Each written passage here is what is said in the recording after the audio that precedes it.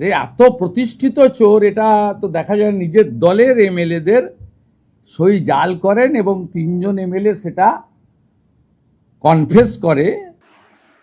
এদের আমরা ক্ষমা করিনি। আজকে দুজনকে আমরা অলরেডি দল থেকে এক্সপেল করে দিয়েছি, বহিষ্কার করে দিয়েছি। তারা কেন ফাঁসবেন? মালের দায়িত্ব আরোহীর,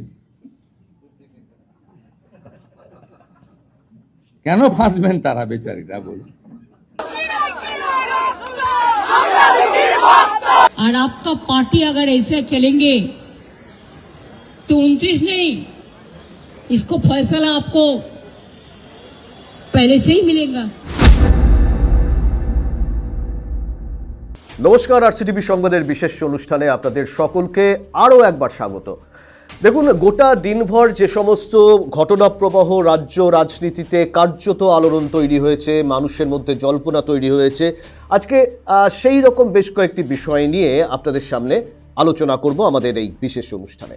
দেখুন, গোটা রাজ্য জুড়ে এখন রাজনৈতিক মহলের একটাই প্রশ্ন যে তৃণমূল কংগ্রেস কি ভাঙনের পথে ক্রমশ অগ্রসর হচ্ছে? দেখুন, গত 15 বছর ধরে যে দলটি রাজ্যপাট চালালো, 2026 সালের বিধানসভা নির্বাচনের ফলাফল ঘোষণার পর একটা মাসও কাটেনি, তার মধ্যে দলের ফাটল কিন্তু ক্রমশ চওড়া হচ্ছে। প্রথম যেদিন বৈঠক হলো, সেই বৈঠকে প্রায় 80 জন বিধায়কের মধ্যে কম বেশি 60-এর উপর উপস্থিত ছিলেন মমতা বন্দ্যোপাধ্যায়ের কালীঘাটের যে অফিস সেখানে। কিন্তু যত দিন গিয়েছে দেখা যাচ্ছে যে সংখ্যাগরিষ্ঠ যে তৃণমূল কংগ্রেসের বিধায়ক এই মুহূর্তে রয়েছে, 80টি সিটে তারা জয়লাভ করেছে, তাদের অধিকাংশই কিন্তু তৃণমূল নেত্রী মমতা বন্দ্যোপাধ্যায় বা দলের সর্বভারতীয় সাধারণ সম্পাদক অভিষেক বন্দ্যোপাধ্যায়ের ডাকা যে সভা, সেই সভা কার্যত এড়িয়ে চলতে শুরু করেছেন। এর মাঝখানে পশ্চিমবঙ্গের বিভিন্ন এলাকায় যে তৃণমূল কংগ্রেস পরিচালিত যে বোর্ড, সেই বোর্ডে কিন্তু বিজেপি একেবারে এককভাবে গিয়ে পুলিশ দিয়ে জোর করে কোনো রকম বোর্ড ভাঙার পক্ষপাতী নয় এই সরকার। এবং এটা প্রথমেই মুখ্যমন্ত্রী শুভেন্দু অধিকারী, বিজেপির রাজ্য সভাপতি শ্রমিক ভট্টাচার্য তারা বলে দিয়েছিলেন যে কোনোভাবেই নির্বাচিত বোর্ডকে মানে একেবারে হেনস্থা করা যাবে না, তাদেরকে তাদের কাজ করতে দিতে হবে। কিন্তু সামগ্রিক যে পরিস্থিতি, সেই পরিস্থিতিতে দাঁড়িয়ে একের পর এক যে পুরো বোর্ড, সেই পুরো বোর্ড থেকে কিন্তু তৃণমূল কংগ্রেস কাউন্সিলর বলুন, চেয়ারম্যান বলুন, ভাইস চেয়ারম্যান বলুন, তাদের পদত্যাগের ধারা কিন্তু অব্যাহত। এবং টালমাটাল পরিস্থিতি কলকাতা কর্পোরেশনের অন্দরমহলেও। এখন যেটা রাজনৈতিক সূত্রে জানা যাচ্ছে যে খুব শীঘ্রই হয়তো কলকাতা যে কর্পোরেশন সেখানেও পালাবদল করতে পারে। কিন্তু এই মুহূর্তে তৃণমূল কংগ্রেস কি ভাঙনের মুখে, এই প্রশ্ন এই মুহূর্তে রাজ্য রাজনীতিতে সবচাইতে আলোচ্য বিষয়। কেন এই প্রশ্ন? তৃণমূল কংগ্রেসের 2 জন নির্বাচিত বিধায়ক, ঋতব্রত বন্দ্যোপাধ্যায় এবং এন্টালির সন্দীপন সাহা, তারা স্পিকারকে চিঠি দেন যে এই যে তৃণমূল কংগ্রেসের বিধায়ক যারা দলনেতা পরিষদীয় যে দল সেটি নির্বাচনের জন্য যে সই তারা স্বাক্ষর করেছিলেন সেটা জাল হয়েছে। সূত্রের খবর যে এই যে অভিযোগ জানিয়েছে ঋতব্রত বন্দ্যোপাধ্যায়, উলুবেড়িয়ার তিনি বিধায়ক, এবং এন্টালির বিধায়ক সন্দীপন সাহা তারা অভিযোগ জানিয়েছেন। এবং এর পরবর্তীকালে যেটা হলো যে সিআইডি কার্যত এর তদন্তভার গ্রহণ করলো এবং কারা কারা এই সই জালিয়াতি কাণ্ডের সঙ্গে জড়িত তাদের বাড়িতে সিআইডি যাওয়া শুরু করলো এবং জিজ্ঞাসাবাদের পর্ব শুরু হলো। এখানে 2 জন এমএলএ, মাননীয় ঋতব্রত বন্দ্যোপাধ্যায় এবং সন্দীপন সাহা, তারা অভিযোগ করেন, বলে দিচ্ছি অভিযোগটা কি। টিএমসির 2 জন এমএলএর অভিযোগের ভিত্তিতে স্পিকারের নির্দেশে প্রিন্সিপাল সেক্রেটারি হেয়ার স্ট্রিট থানায় একটি এফআইআর করেন এবং হোম সেক্রেটারির নির্দেশে আমার অনুমোদনে পুলিশ মন্ত্রী হিসেবে এটাকে সিআইডিতে দিয়ে দেয়। সিআইডি 13 জন এমএলএকে ইনভেস্টিগেট করে with video photography and signature verification করার জন্য সরকারি লোককে সাথে নিয়ে। এদের মধ্যে 3 জন এমএলএ বাহারুল ইসলাম, অরূপ রায় এবং সুভাষিস দাস, তারা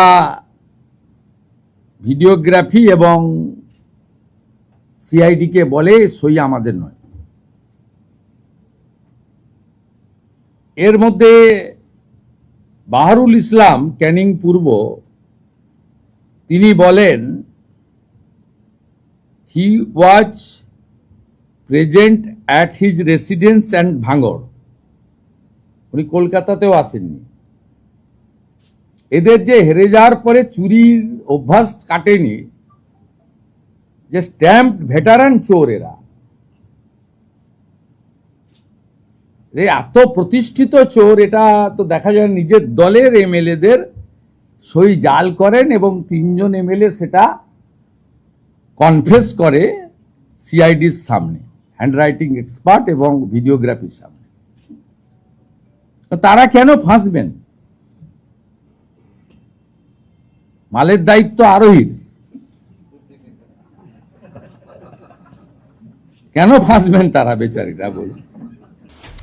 এর মাঝখানে আরও যেটা খবর, এই ঘটনা আসবার পর, সামনে আসবার পর তৃণমূল কংগ্রেসের পক্ষ থেকে এই ঋতব্রত বন্দ্যোপাধ্যায় এবং সন্দীপন সাহাকে কিন্তু দল থেকে বহিষ্কারের সিদ্ধান্ত নেওয়া হয়।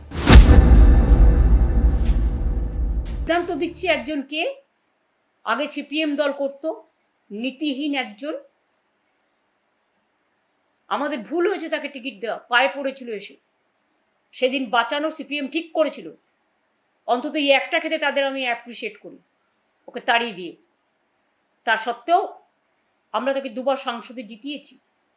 অন্য লোকের টিকিট কেটে তাকে হাওড়ায় দাঁড় করানো হয়েছে।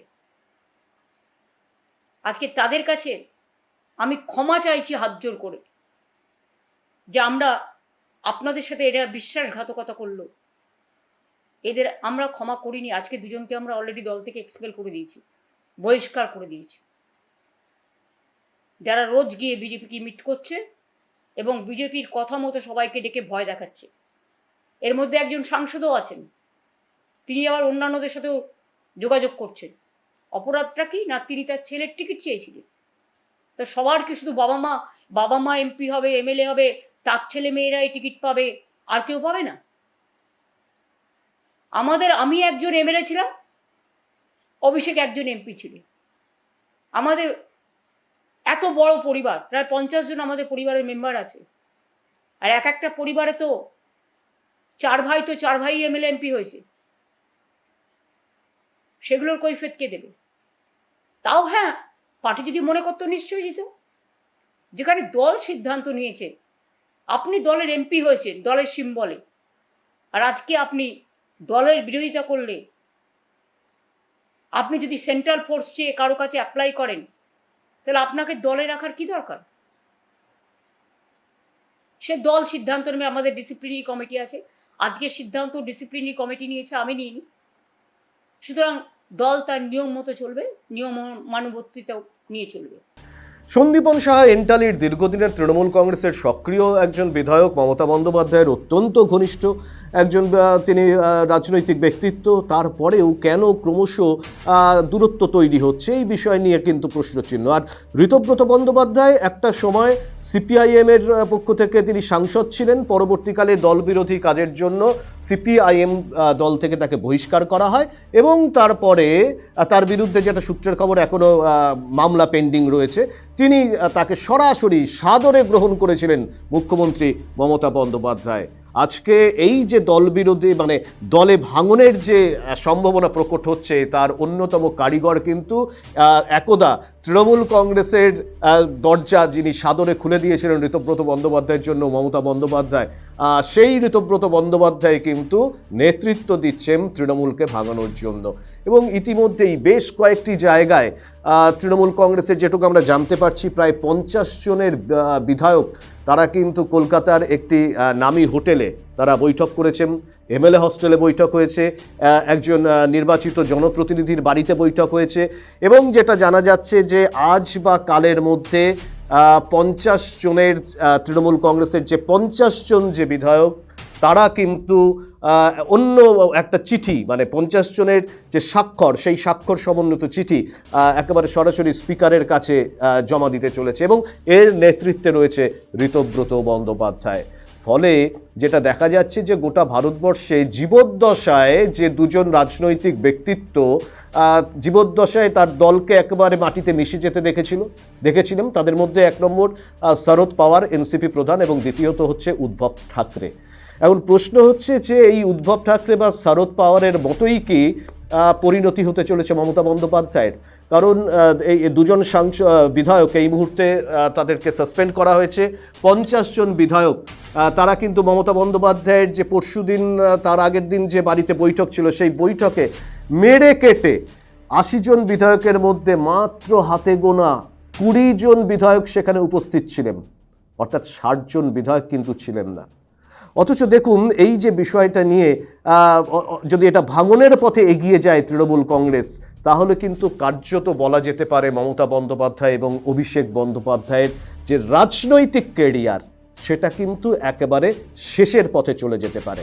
ফলে গোটা রাজনৈতিক মহল, পশ্চিমবঙ্গের যে রাজনৈতিক চর্চার কেন্দ্রবিন্দুতে এই মুহূর্তে, যে পশ্চিমবঙ্গে কি সেই মহারাষ্ট্র মডেল, একনাথ শিন্ডের মহারাষ্ট্র মডেল, সেটাই কি পশ্চিমবঙ্গের বুকে কার্যকরী হতে চলেছে?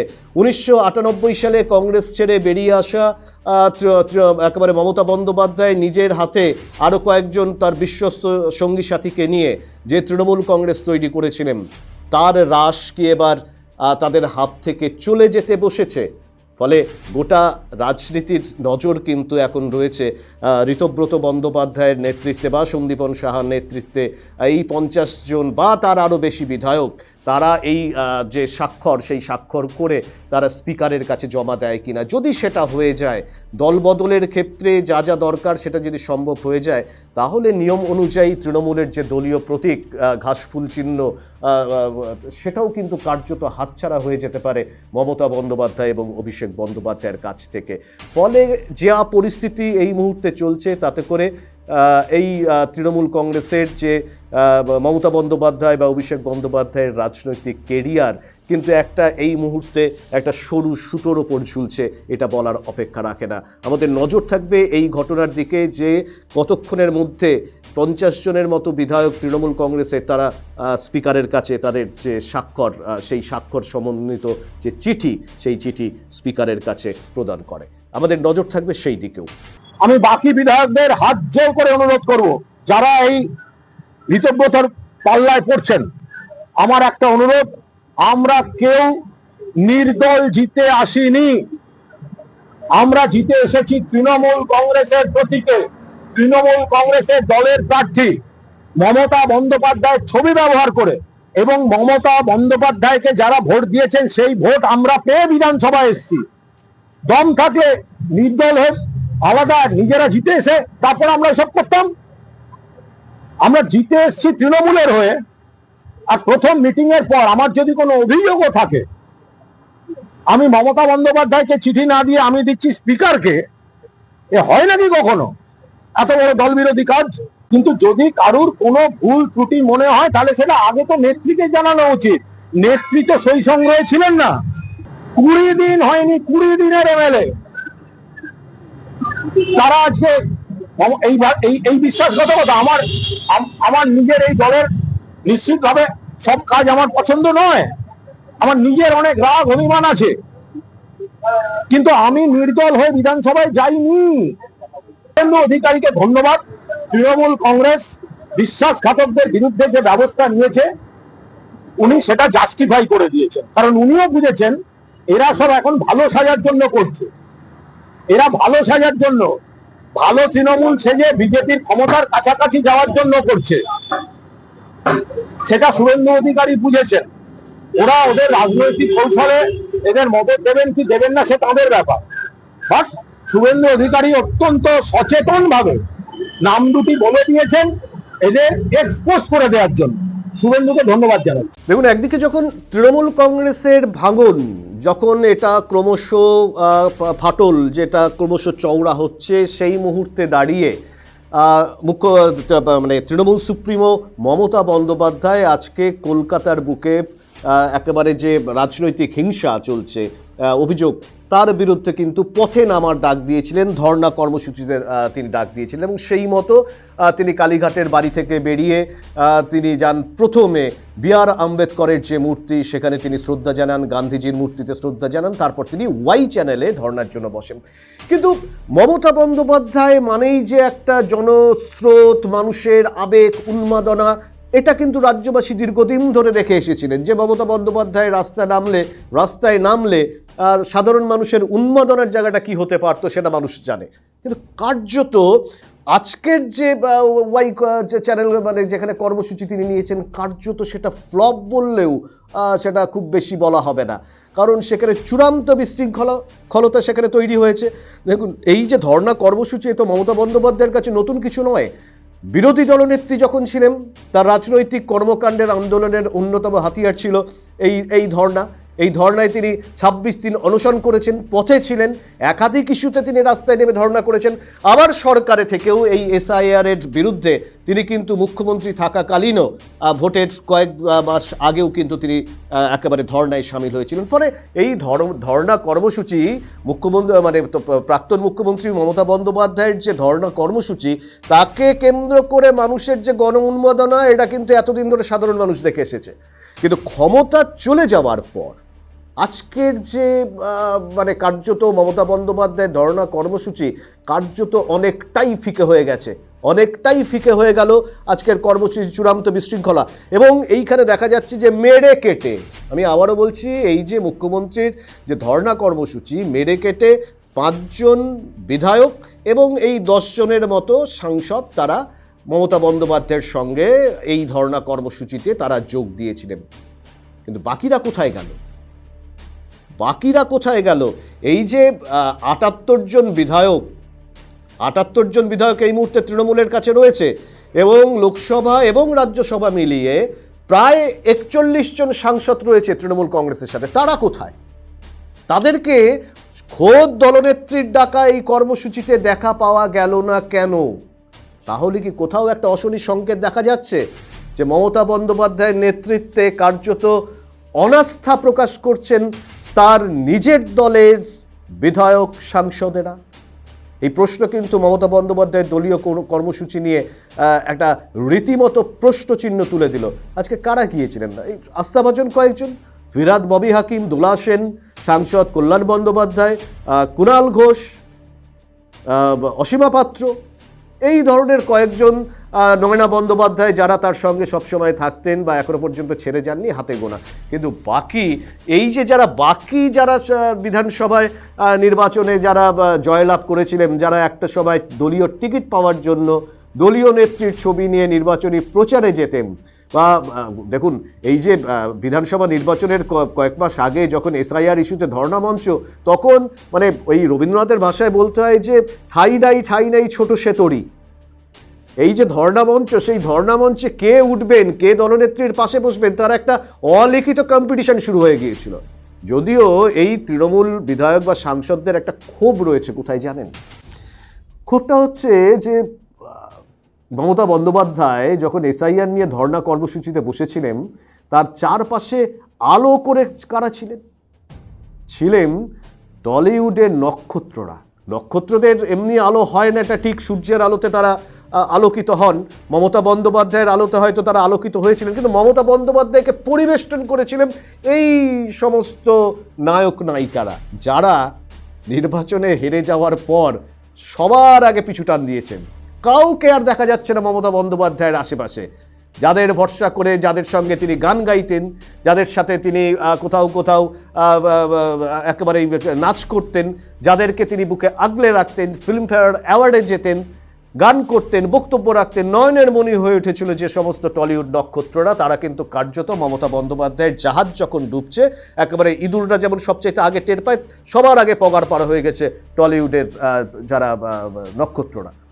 এটা নিয়ে দলীয় মহলে ক্ষোভ, যে যারা তৃণমূল কংগ্রেসের হয়ে মাটির সাথে লড়াই করেছে, যারা দীর্ঘদিন ধরে দলটা করে এসেছিলেন, তাদের ধারে পাশে ওই ধর্ণা মঞ্চে ঘেঁষতে দেননি দলনেত্রী মমতা বন্দ্যোপাধ্যায় এবং অভিষেক বন্দ্যোপাধ্যায়। ফলে কোথাও কি তার দলের যারা বিধায়ক বা সাংসদ তাদের মধ্যে কোথাও কি একটা ক্ষোভের আগুন তৈরি হয়েছিল, যে ক্ষোভের আগুনটা এই মুহূর্তে একেবারে স্ফুলিঙ্গতে পরিণত হয়েছে, যে কারণে মুখ্যমন্ত্রীর হুইপ মানে প্রাক্তন মুখ্যমন্ত্রীর হুইপকে অগ্রাহ্য করে তার ডাকা বৈঠকে যাচ্ছেন না, ধর্ণা মঞ্চে আশেপাশে কাউকে দেখা যাচ্ছে না। অথচ এই তৃণমূল কংগ্রেস তো বিগত 15 বছর ধরে এই দল ভাগানোর রাজনীতিটা করে এসেছিল। 21শে জুলাইয়ের মঞ্চে অন্যান্য আকর্ষণের চাইতে একটা বিষয় ফিক্স ছিল, বিরোধী দল ভাগাও, তৃণমূল কংগ্রেসে নিয়ে এসো। গোটা পশ্চিমবঙ্গের অধিকাংশ জায়গায় বিরোধীদের টিকতে পর্যন্ত দেওয়া হয়নি, নির্বাচিত বোর্ড জোর করে দখল করে নেওয়া হয়েছে। ফলে এই যে গণতন্ত্রের ওপর রীতিমতো একটা হস্তক্ষেপ করা, বিরোধী কণ্ঠস্বরকে রোধ করে দেওয়ার যে প্রচেষ্টা দল নিয়েছিল, তারই কি খেসারত এই মুহূর্তে দলনেত্রীকে দিতে হচ্ছিল? যিনি বলছিলেন নির্বাচনের আগে 294টি আসনে আমি প্রার্থী, তাহলে তার দায়ভার তো দলনেত্রীকে এই মুহূর্তে নিতে হবে। তার হাতে তৈরি করা যারা সেনানী, তার যারা শিষ্য, যারা তার সঙ্গে সেলফি তুলতে মঞ্চে দাঁড়িয়ে যদি কোনো বিধায়কের নাম একবার দলনেত্রী বলতেন, সেটা শোনবার জন্য অধীর আগ্রহে অপেক্ষা করতেন, আজকে তারাও পিছুটান দিচ্ছে।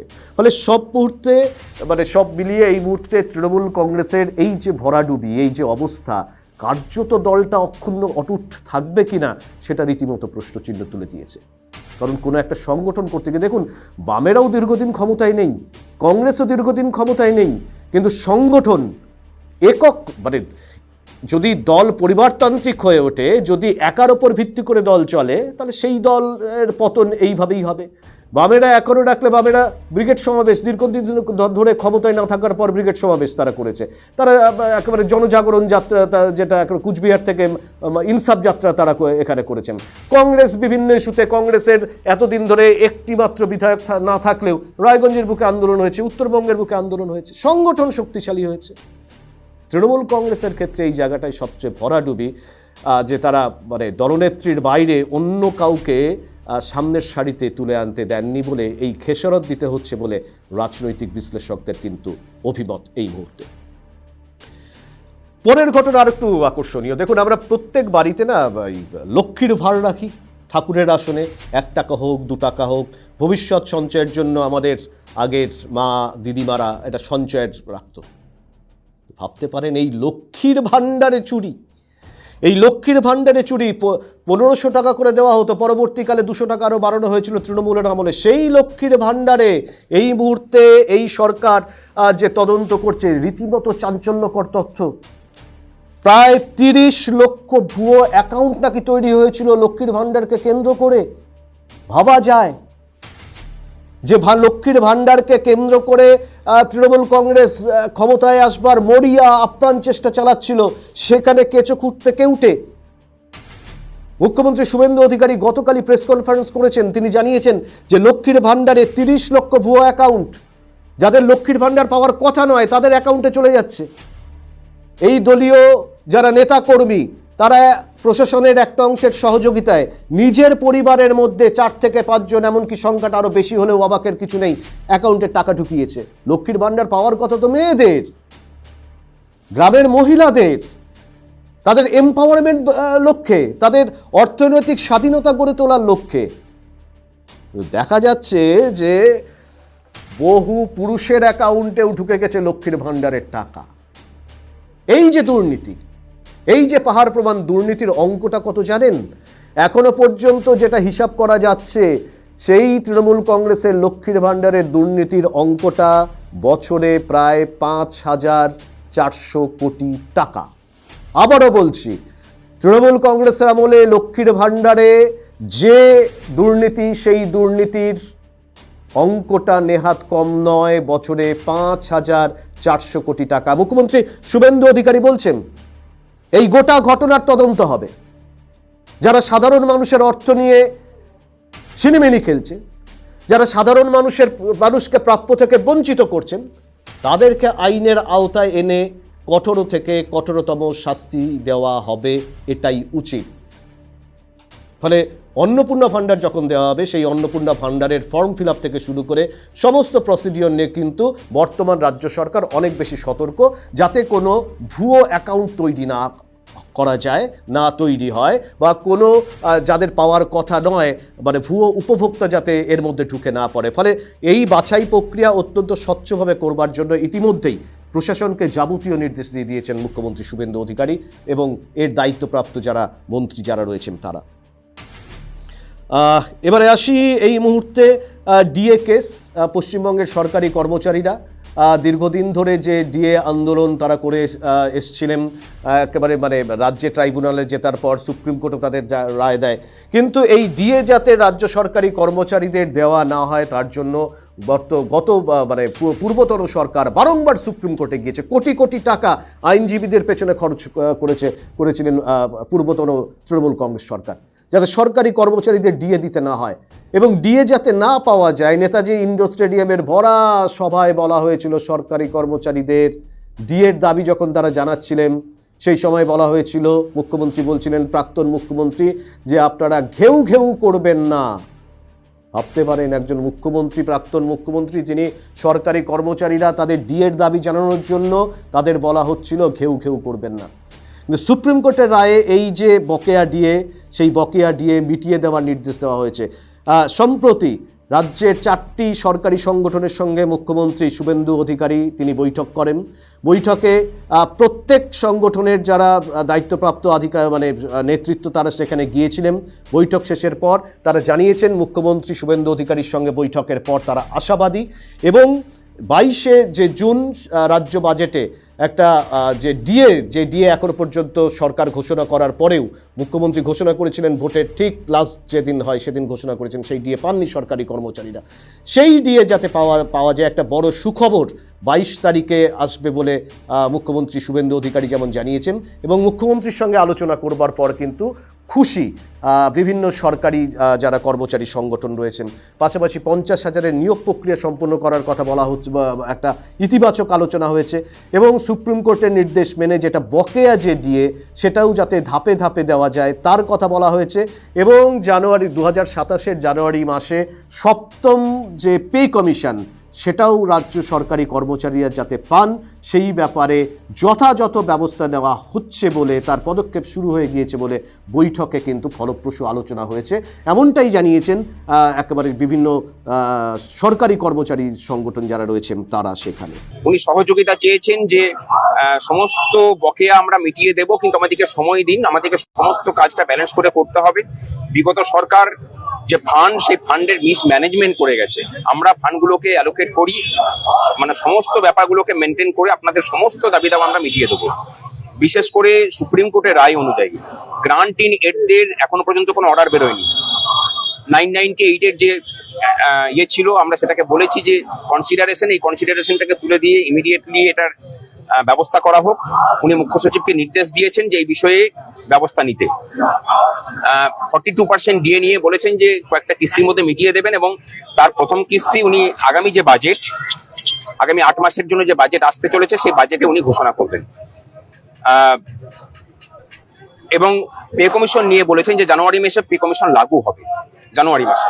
সুতরাং তার আগে আশা করি যে 42%-এর যে বিষয়, সেই 42%-এর বিষয়টা হয়তো অনেকটা মিটিয়ে ফেলতে পারবেন আর কি। অস্থায়ী কর্মচারীদের ব্যাপারে আমরা দুটো পার্টিকুলার প্রস্তাব, এক কেন্দ্রীয় প্রকল্পে যুক্ত কর্মচারীদের ক্ষেত্রে আমরা বলেছি অন্যান্য রাজ্য যা দেয়, আসাম, বিহার, এরকম বেতন কাঠামো দিতে।